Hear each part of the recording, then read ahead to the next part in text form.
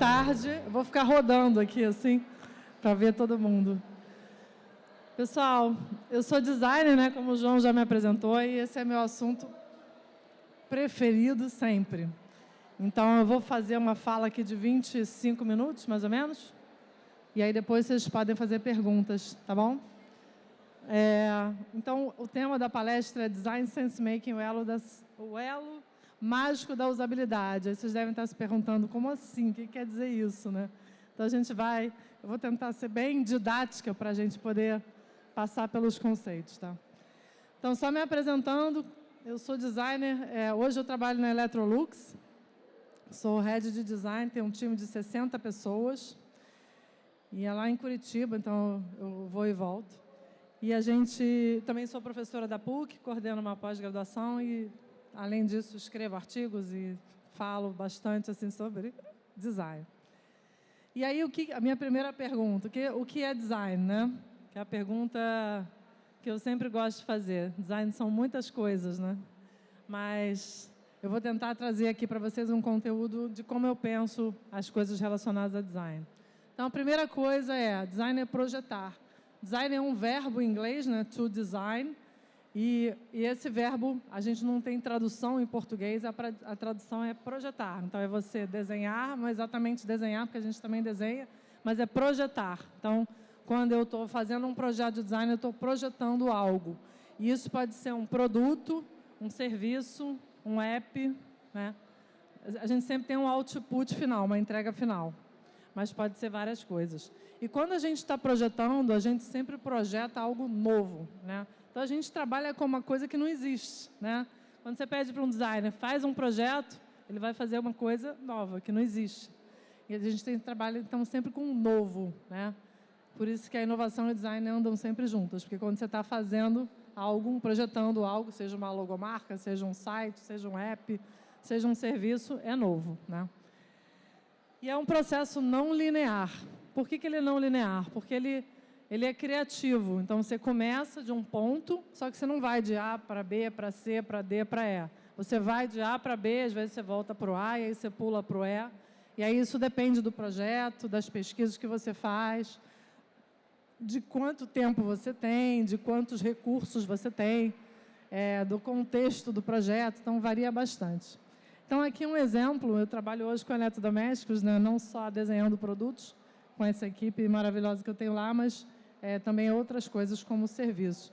Mas aqui é um exemplo de uma cafeteira, como é que a gente fazia café na década de 40, e um projeto de um designer muito famoso chamado Dieter Rams, em 1970, mais ou menos. Então, não só ele fez mudar a forma de fazer café com uma cafeteira como essa, como também ele mudou os hábitos, né? Então, o design ele evolui junto com a indústria, junto com a vida, né? Então, hoje em dia, você nem imagina uma vida sem uma cafeteira como essa, mas nessa época não era ainda algo que fazia parte das nossas vidas. Então, tudo que a gente vai desenhando e projetando vai passando a fazer parte da vida das pessoas, né? E o design, além disso, ele é exploratório. O que quer dizer isso?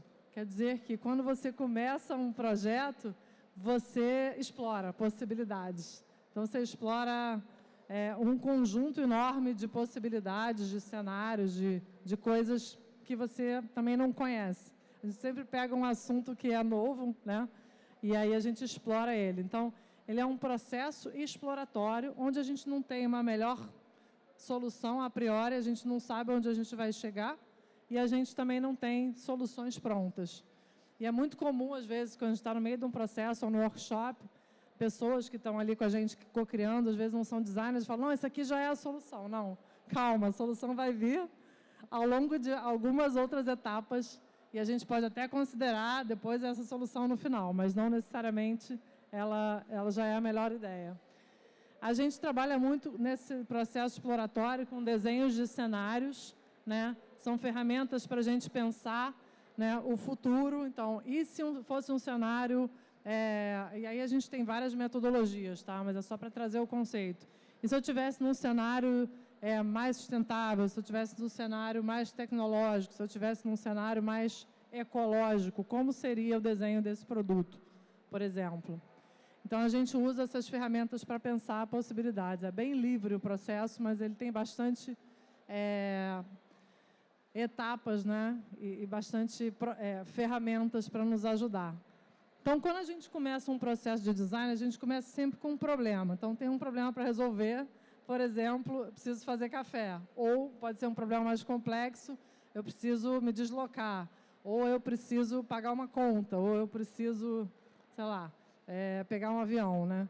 Então, todos esses problemas são inícios de um projeto e, a partir desse problema, a gente, ao longo do processo, a gente gera várias soluções para aquele problema. Então, eu preciso me deslocar, ok, tem várias soluções para isso, e é sempre dentro de um contexto. Então, você vai se deslocar onde? No Rio de Janeiro? Você vai se deslocar em que lugar, né? Para onde você quer ir, por que você quer ir, e quando, e de que forma. Então, são várias perguntas que a gente faz ao longo do processo. Aí aqui é um caso, só para tangibilizar um pouco, essa é uma empresa americana chamada Steelcase, e eles receberam um briefing para fazer uma cadeira para uma sala de aula, para aulas de uma forma mais colaborativa e mais integrada. E aí o processo, o resultado final desse projeto deles é essa cadeira. Esse projeto já tem alguns anos, hoje em dia a gente vê várias cadeiras assim, mas eles foram muito pioneiros, e aí eles fizeram uma cadeira que tem essas rodinhas, e que tem embaixo ali um espaço para colocar mochilas, e essa cadeira permite, então, diferentes configurações de salas de aula, e a mochila fica ali embaixo, então você não fica preocupado de onde está a sua bolsa, está sempre embaixo da cadeira. É um exemplo bem simples, tem também uma mesa que você pode acoplar, né, para frente ou não, e o sistema de rodízio das rodinhas é espetacular. Então, com isso, a gente faz várias configurações. Só um exemplo simples. Então, qual era o problema que esses designers, né, que desenharam essas cadeiras tinham no início?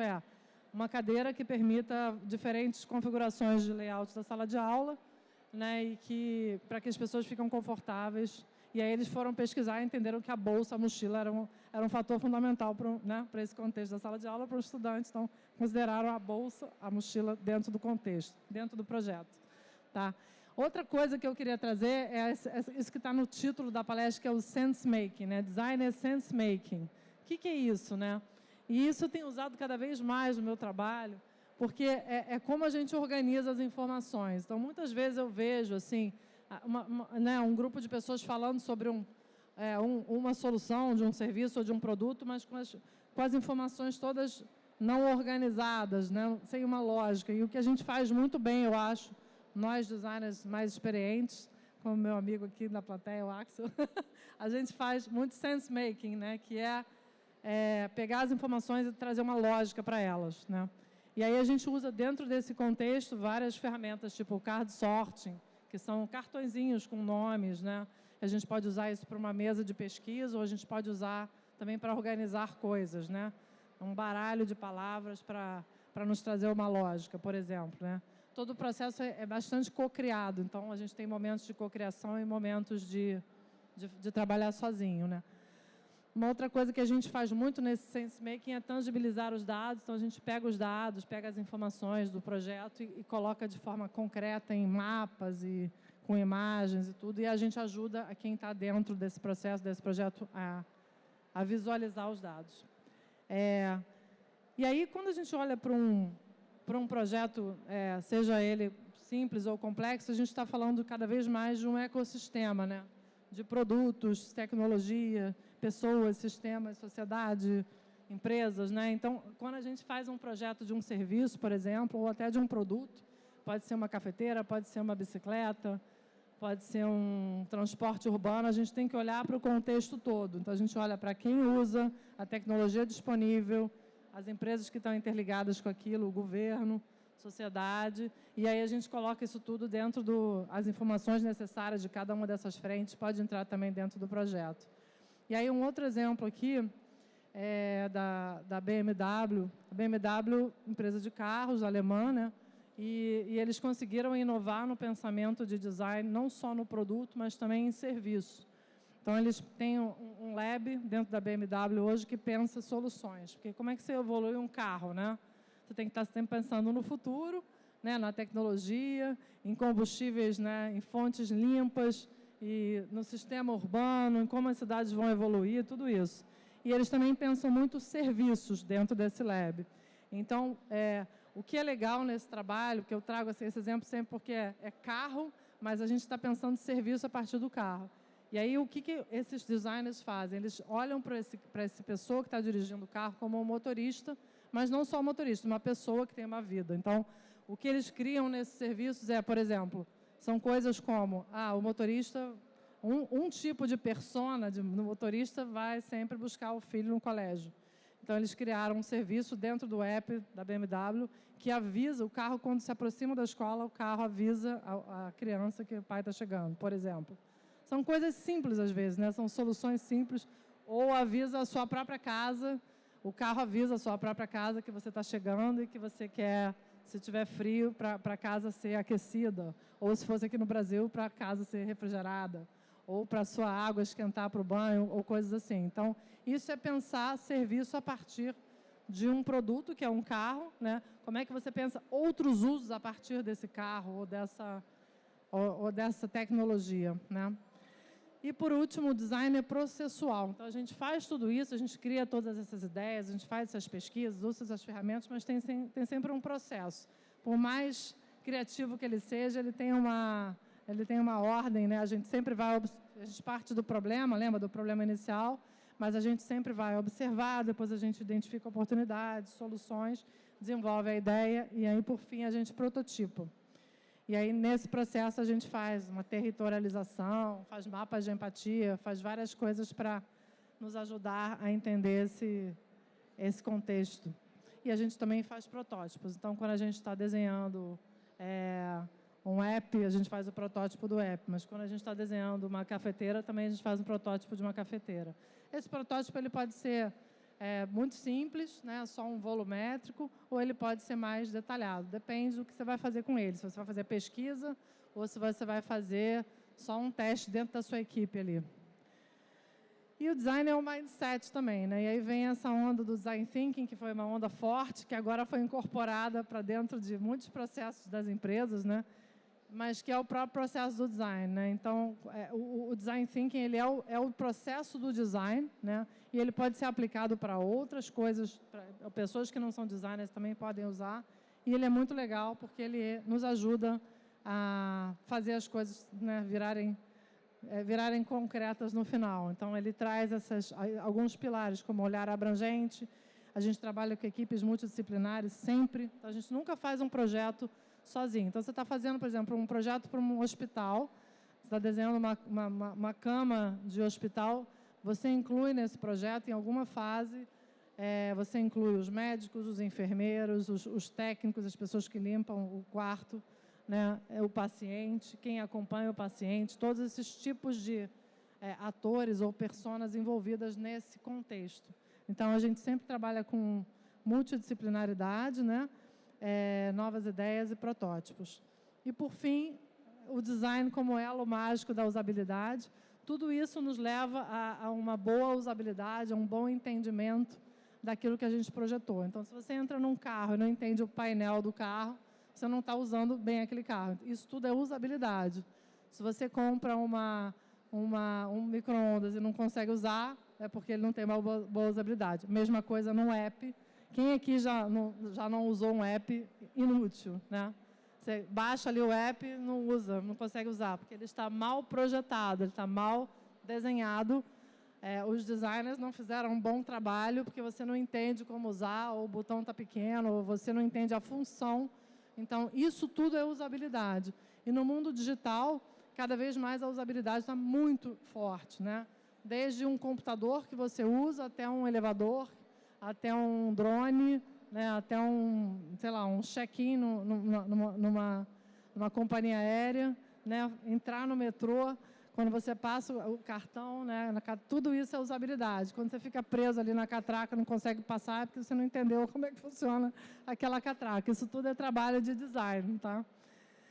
E aí, só para finalizar, 2 exemplos aqui do mundo onde eu estou hoje, dos eletrodomésticos, né? Como as coisas evoluem. Então, há 50 anos atrás, você tinha esse aspirador que a gente chama de cachorro, né? Que você... e ele ainda existe, né? Esse modelo arquétipo de aspirador a gente ainda tem, mas ele evoluiu para um modelo totalmente diferente, que é o robô, que é o futuro dos aspiradores, né? Porque a gente tem a tecnologia disponível hoje para fazer isso, coisa que a gente não tinha nos anos 50. Então, eles têm a mesma função, que é aspirar o pó. Porém, o robô não exige um ser humano ali operando o aspirador, né? Você ainda pode deixar ele sozinho, limpando a sua casa, ele tem sensores, e ligado a ele tem um app, tem usabilidade, você pode programar. Então, assim, mesmo dentro de um contexto de uma casa, todas essas coisas que eu mostrei para vocês, né? O processo do design, o mindset, a usabilidade estão presentes. E aqui um exemplo de um rádio dos anos 20. O rádio era isso, né? Era quase que um móvel ali, você tinha 2 botões, um para volume, o outro para canal, e como isso foi evoluindo. Então, de novo, aqui um projeto do Dieter Rams, que é esse designer super conhecido. Isso é um rádio que ele desenhou em 1959. E aí, olhando para esse desenho, a gente pensa que incrível, né? Como é que ele evoluiu em termos de portabilidade, porque esse é um rádio pequeno, que tem uma alça que você carrega, e tem um botão e tem um alto-falante. Aí você podia colocar no ouvido. Então, assim, a função do rádio era a mesma, mas a forma dele é totalmente diferente, a usabilidade é diferente. Porque ele é pequenininho, porque ele tem uma alça, você pode colocar no ouvido, né? O famoso radinho de pilha, né? E aí, como é que evolui? As coisas não param, o design acompanha o mundo, continua sempre evoluindo. Então, a gente tem a evolução do rádio, né? Seria um iPod. Isso aqui, essa imagem aqui, gente, do lado esquerdo, é um produto que o Dieter Rams, esse mesmo designer, desenhou em 1958. É incrível, né? E ao lado, o clássico iPod da Apple, que não sei a data, mas deve ser o quê? 1990, 2000, né? Então, assim, eles são muito parecidos, né? E isso é legal, a gente olhar para trás e ver que a Apple é genial, mas o Dieter Rams já tinha feito, antes da Apple fazer, algo muito parecido, né? E assim caminha o design, né?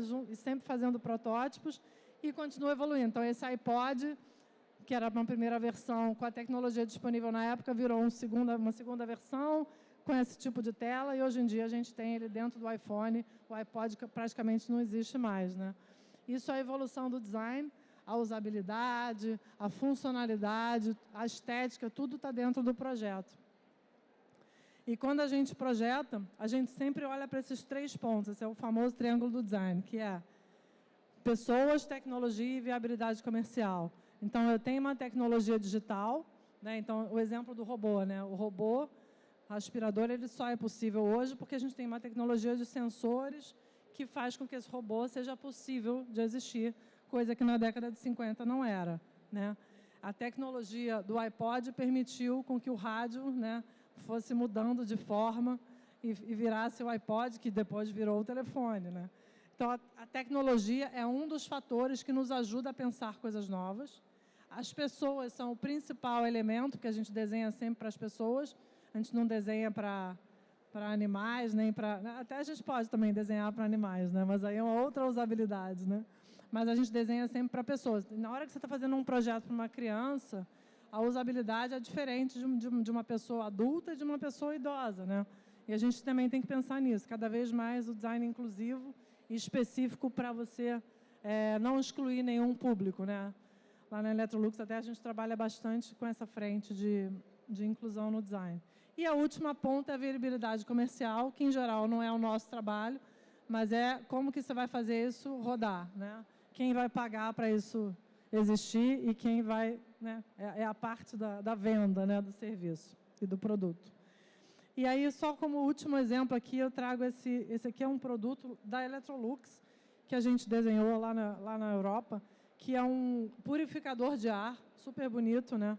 E o que é mais legal aqui é que ele está conectado a serviços meteorológicos. Então, ele sabe que amanhã, ou que depois da manhã, ou semana que vem, o tempo vai ficar mais seco ou mais úmido, e ele programa, então, o ar, o serviço, né, proposto pelo aparelho, ele funciona de acordo com as previsões meteorológicas. Então, as pessoas não precisam ficar mexendo tanto nele, porque ele já é responsivo, né? Então, aqui mais um exemplo da tecnologia ajudando o designer a pensar coisas novas. E a gente coloca tudo nesse caldeirão sempre e a gente faz essa grande mistura, que é o resultado final. É isso. E aí a última evolução, o último slide aqui é a casa conectada, né? Coisas que pensamos muito hoje lá na Electrolux, que são como você fazer o uso melhor dos seus eletrodomésticos através da tecnologia, mas de forma que fique legal e que não fique inútil, né? Então, que seja útil para quem está usando, como o exemplo da BMW que eu dei, e que a gente use a tecnologia a nosso favor, né? E não só pela tecnologia. A tecnologia ela é o meio, né? Ela não é o fim. É isso, gente. Só para finalizar, design nunca termina. Então, quando a gente faz um projeto, a gente sempre acha que podia ter ficado melhor, né? Ou que ele podia evoluir. Então, a gente está sempre... Quando a gente termina um projeto, a gente já está pensando no outro, ou na evolução daquele. Então, assim, o design nunca termina, né? Design is never done. E é isso que eu queria trazer para vocês. Muito obrigada. Uma salva de palmas! Antes da gente terminar aqui, ó, queria só te mostrar a nossa facilitação visual. É feita por aquele time ali, ó, do Pincel Atômico.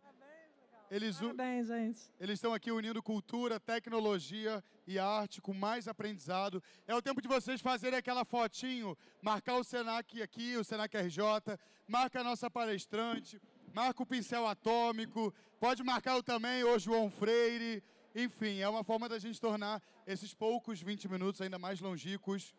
Lembrando que tudo também fica disponível no nosso YouTube. Se você chegou aqui no meio, se não assistiu tudo, se não assistiu todas as palestras, todos os dias, que a programação é extensa, está tudo salvo no nosso YouTube. Então depois também tem esse material aí também para você e a gente só agradece ainda mais por essa grande aula. Mais uma vez... Oi. Podemos. Mas mais uma vez, uma salva de palmas. E a gente tem tempo para fazer uma perguntinha. Queria saber se temos perguntas para hoje. Temos perguntas? Temos uma aqui. Duas. Então dá para fazer duas perguntas. Três perguntas. Dá tempo de fazer três. Depois eu me resolvo com a produção. Vamos chegar aí. Me fala o seu nome e sua pergunta. Você também, né? Oi, boa tarde. Meu nome é Gabriel. Eu queria saber um pouco... algum comentário assim a respeito da importância de Steve Jobs nessa área, né, de design no geral. Obrigado pela pergunta. Bom, para mim ele é um gênio. Ele é polêmico, eu sei, gente. Mas ele é um gênio, né? Então, assim, ele foi um cara que começou a olhar para a mesa de trabalho, né? A mesa de trabalho, ele conseguiu entender que dava para a gente trazer os conceitos da mesa para dentro de um computador. E aí, na hora que você tem a lata de lixo, a pasta, né? Isso tudo foram coisas que a cabeça de gênio dele trouxe, né? Ele estudou muita tipografia, muito design, e ele conseguiu tangibilizar, né, e colocar em forma visual conceitos da nossa vida ali para dentro do computador e usando a tecnologia, né? Então, ele foi um grande exemplo de como conectar usabilidade, necessidade das pessoas com a tecnologia. Eu acho que ele estava à frente do tempo mesmo. É isso. Obrigado pela pergunta. Clarissa, antes da gente ir para a nossa próxima pergunta, eu só queria rolar nosso certificado que vai entrar aqui na tela nesse momento. Com esse QR Code, você consegue pegar o seu certificado que comprova a sua participação aqui. Peguem o certificado, usem isso no seu LinkedIn, usem isso nas suas redes sociais, usem isso no seu currículo. É uma forma de comprovar a sua participação com a gente aqui em tempo real. É uma forma também que o Senac entendeu de mostrar e ajudar, auxiliar na ingressão, na nova reinserção, na reinserção de algumas pessoas no mercado, para você conseguir, enfim, divulgar a sua participação aqui hoje e poder provar essa aula que você estava aqui com a gente também, enfim, é um baita ganho que a gente conseguiu ofertar aqui também para vocês. Então é só pegar aqui. Vamos para a nossa próxima pergunta. Me fala o seu nome e sua pergunta. Primeiramente, boa tarde, me chamo Miguel Ror. Eu gostaria de perguntar qual é a sua visão da inteligência artificial no futuro do design. Como que você acha que ela pode ajudar ou ir contra? Eu gostaria de muito saber a sua visão. É só pergunta polêmica, né? Não, boa pergunta. Polêmica também. Na verdade, a pergunta não é polêmica, mas a inteligência artificial é polêmica. Mas é ótima a sua pergunta. Então, eu acho que todos os designers do mundo e todas as profissões, na verdade, estão olhando para isso agora, né? E agora, né? Como é que faz, né? Eu acho que é o mesmo momento quando a gente surgiu a internet, né, que as pessoas não sabiam ainda o que iria acontecer. Então, eu acho que a gente ainda não tem a resposta, né? Outro dia eu estive no Google, fizeram uma apresentação, e aí a resposta ainda não tá, pelo menos, clara para todos, porque eu acho que é uma ferramenta muito potente, né, mas que a gente tem que ter cuidado para usá-la, né? Então, eu acho que agora, nesse momento, a gente está... Quem trabalha com criação de coisas está estudando para entender quais são os limites éticos, né, e de territórios que a gente possa usar e que não seja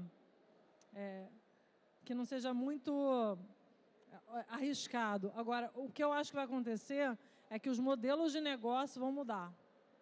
Porque a inteligência artificial, ela traz possibilidades infinitas de diferentes interações que a gente não tem ainda, não tinha, pelo menos até agora. E isso vai mudar o cenário dos modelos de negócio de muitas indústrias.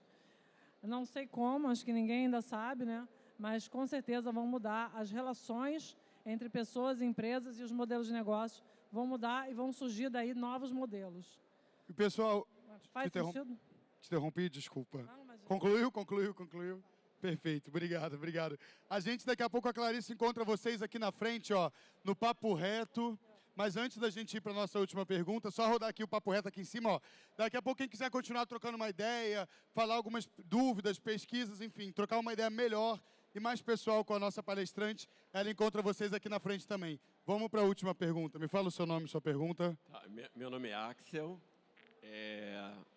Clarissa, você é uma super designer, é uma super pensadora no campo do design.